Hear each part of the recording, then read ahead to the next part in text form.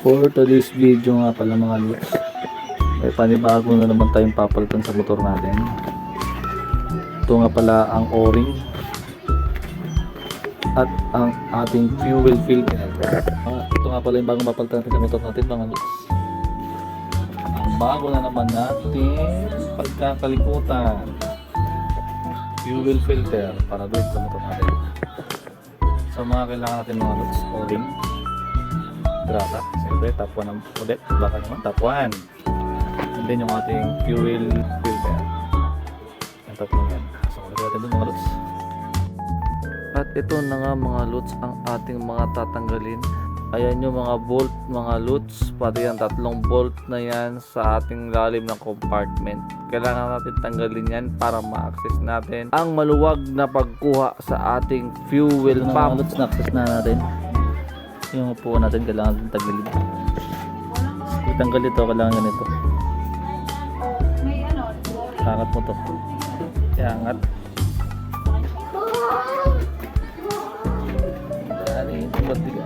At tip ko nga para sa inyong mga lods, bago kayo magpalit ng fuel filter, siguraduhin nyo muna na kaunti na lang ang gas nyo para hindi kayo matulad sa akin. At ito na nga mga lods, natanggalan natin ang mga connection ng wire sa ating fuel pump. So yan naman na lang natin tatanggalin, yung apat na yan ng bolt na yan mga lods.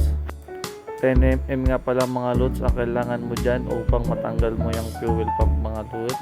Dahan-dahanin mo lang para hindi dumugo, para hindi pala masira. Muna natin to ng wipes or kahit anong tela na malinis upang hindi pumasok yung dumi sa loob ng ating tank. Ayan lang, pumasok muna natin. Ayan.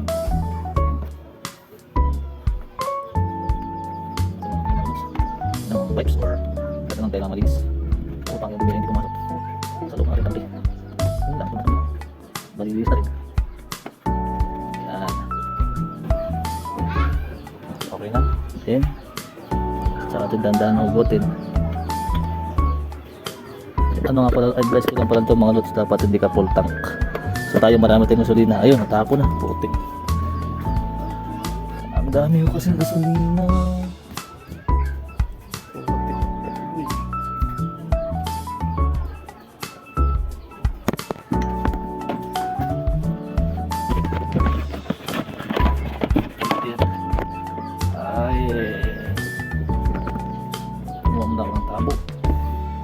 Ito na yung sinasabi ko mga lods, yung advice ko dapat hindi ganun karami ang inyong gasolina.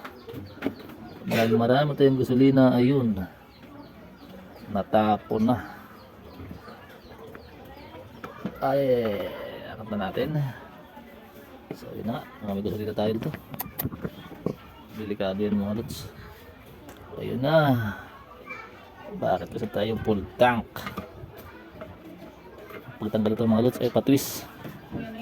Madaming parang gasolina. Wala bang ibang ano dyan namin? Pansalo? So, pinultang kasi nasayang. Pultang ako kaya pala ano. Pultang yan. At kumuha nga pala ako dyan mga lods ng pansalo ng ating gasolina. Dahil ayun na nga at tayo ay full tank. Ito na nga mga lods. Fast forward tayo mga lods. Kailangan natin mahugot ang ating fuel pump para makita na natin ang ating fuel filter na luma.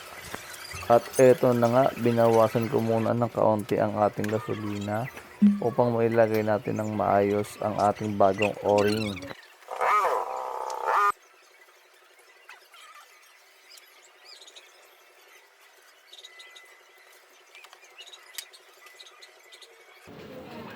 Ayan mga lods, pagtanggal nga pala nito ganito. Pag tinanggal to, iikot mo lang, twist mo lang pa ganun. Napakakunat na mga idol. Siyempre tutulak mo to, tulak mo yan, tapos yung kabila rin dito sa likod tutulak mo rin to yan, tapos ikot ng kaunti and then kuha. Ayan, suotin natin yung fuel filter matapos ang 20 odo. 2,000 odo. Ito na siya mga lods.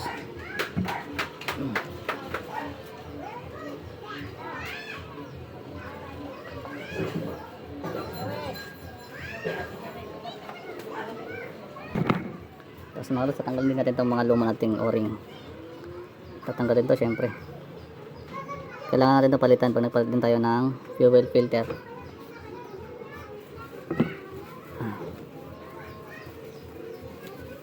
Yan, linisan natin.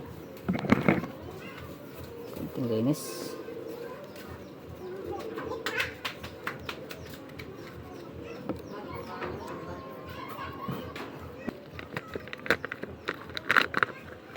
Ayan.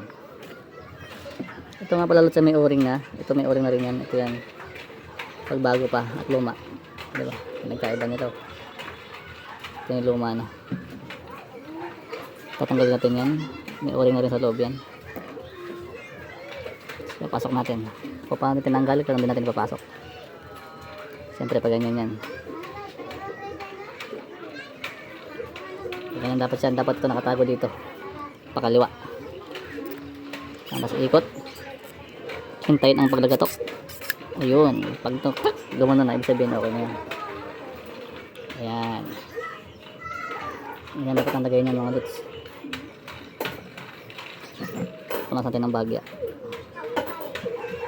Yun lang. Kaunting punas. At napakadumi.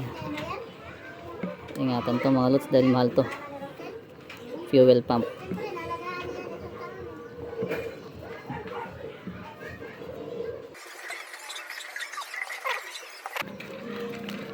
So o-ring paglagay niya siyempre nakaganon. Ganyan ang tamang paglagay niya mga lods.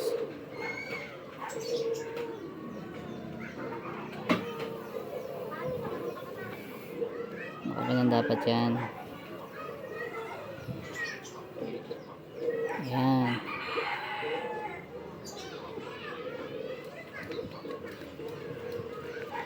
Tapos sunod natin yung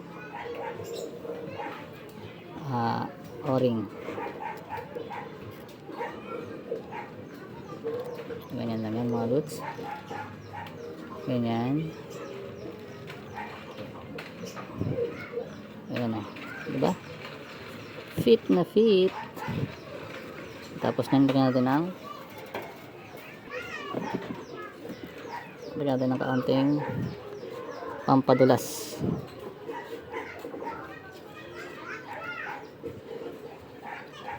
Ganyan lang.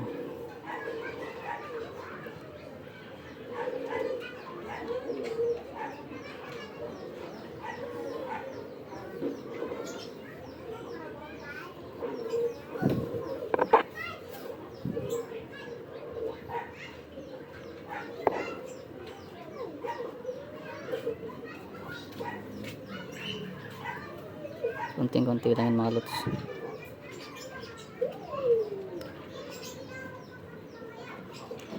Baka tapuan yan. Tapuan, baka naman. Sabot na lang.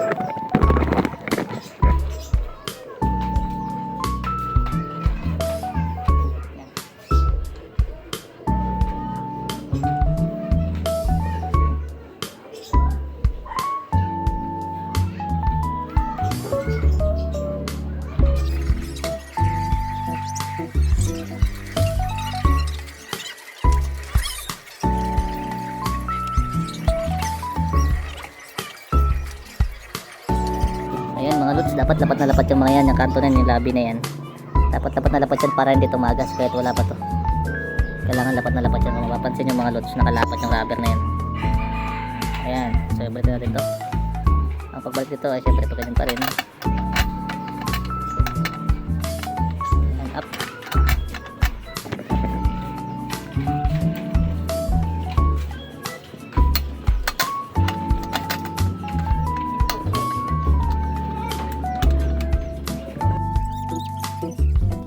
So ito nga pala mga lods, balikan na tayo. Kung ano yung tinanggal mo, syempre ibabalik mo din. Kung paano mo tinanggal, ganun mo rin ibabalik para wala pong maging aberya sa ating motor.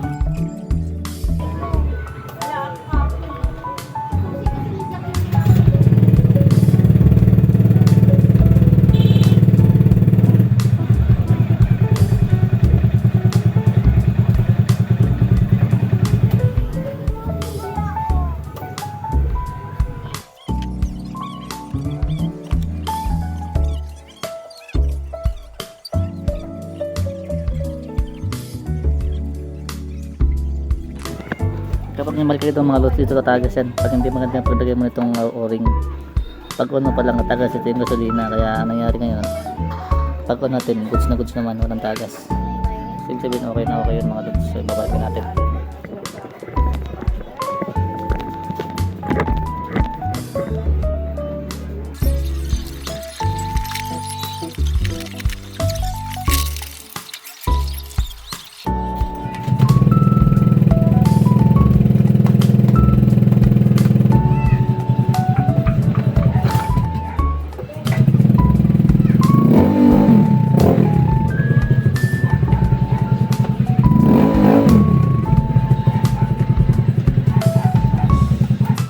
Okay na mga lods, salamat nga pala dahil nasayang ka na naman ng ilang minuto mo. Bye na mga lods, sa susunod na vlog ulit.